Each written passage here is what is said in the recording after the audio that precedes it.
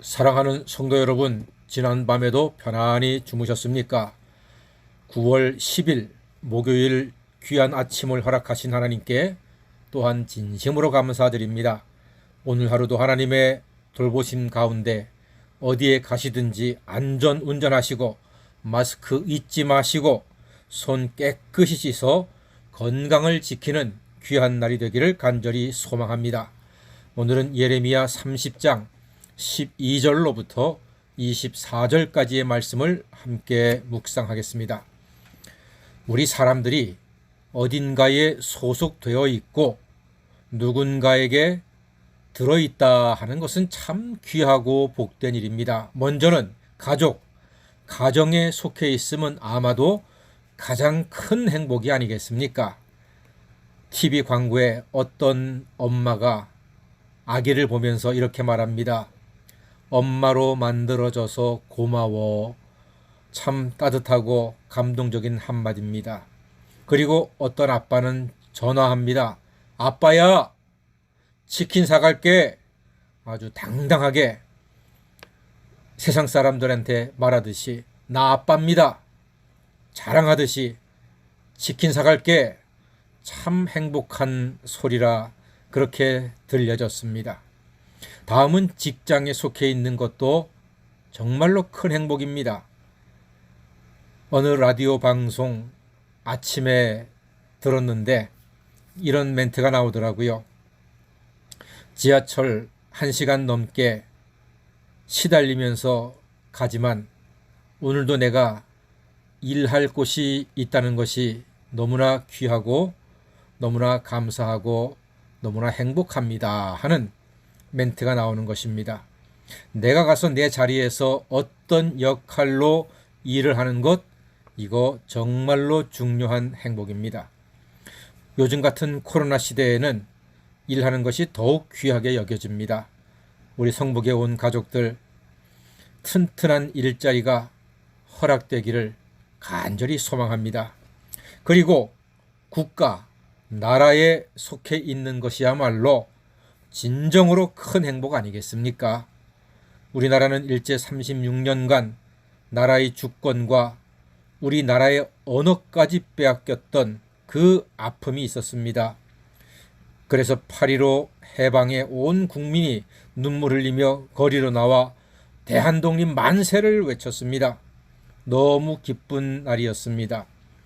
어쩌면 이 나라, 국가에 속한 것이 가장 크고 중요한 행복일지도 모릅니다. 이것을 누구보다 잘 아는 백성이 이스라엘 백성입니다. 이스라엘은 죄가 많았습니다. 우상을 숭배했고 이방 나라를 의지했고 부정과 부패가 만연했고 많은 관리들은 타락을 했습니다. 죄가 많았습니다. 하나님께서는 작정하시고 그들을 벌하시기 위해서 바벨론 70년 포로로 그들을 몰아내셨습니다. 나라가 망해 포로가 되면 모두 잃어버리는 것입니다.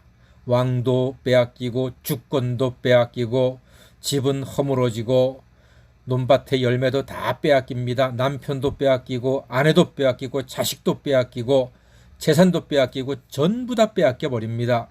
이 아픔을 이스라엘이 70년간 당하게 됩니다. 얼마나 아팠을까요? 무지하게 아팠을 겁니다. 말도 안 되게 아프고 서러웠을 것입니다. 그래서 이스라엘은 바벨론의 아하와 강가에서 눈물을 흘리며 예루살렘이 그리워 예배드리고 찬송하고 기도했습니다. 하나님 회복시켜 주세요. 고향에 돌아가게 해주세요. 예루살렘 성전에서 예배드리게 해주세요 하면서 눈물 흘리면서 회개하며 하나님 앞에 간구하였습니다. 그러자 하나님께서는 예레미야 선지자를 통해서 말씀하십니다. 간절히 회개하며 기도하는 이스라엘, 과거의 그 악행과 잘못된 것들을 회개하는 그들에게 하나님께서 하시는 말씀의 핵심이 22절입니다. 이렇게 기록되어 있습니다. 너희는 내 백성이 되겠고 나는 너희들의 하나님이 되리라. 여러분, 이 한마디면 다 되는 것 아니겠습니까? 얼마나 듣는 이스라엘이 큰 힘과 위로가 되었겠습니까? 너희는 내 백성이 되고 나 전능하신 여호와 하나님은 너희들의 하나님이 되리라. 얼마나 큰 힘이 되었을까요?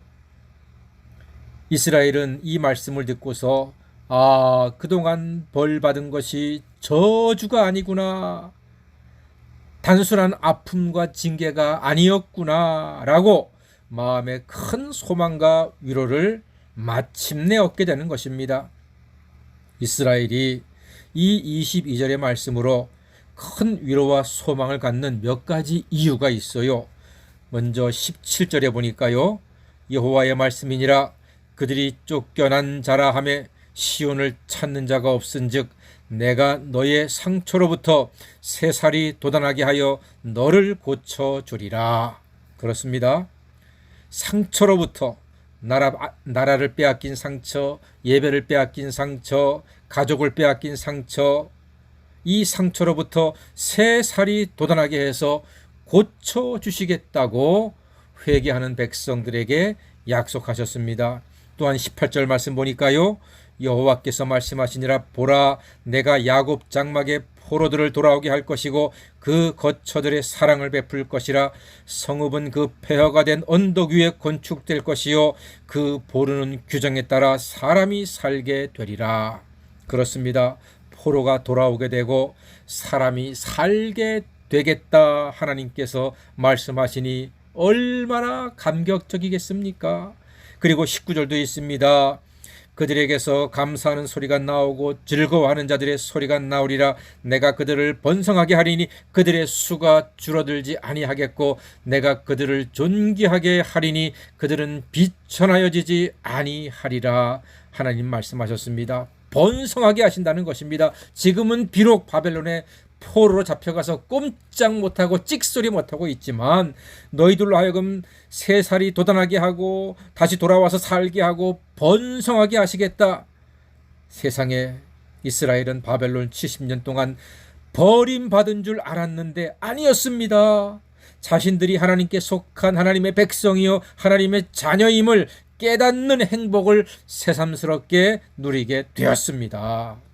사랑하는 성도 여러분, 우리는 지금 코로나로 힘든 시간을 보내고 있습니다만 우리도 여전히 하나님의 백성이요 하나님의 자녀임을 깨닫고 날마다 우리 구주 예수님 안에서 감사하고 즐거워하며 번성하시는 행복한 사람으로 하루하루 승리하시기를 주님의 이름으로 간절히 축원합니다. 아멘. 기도하겠습니다.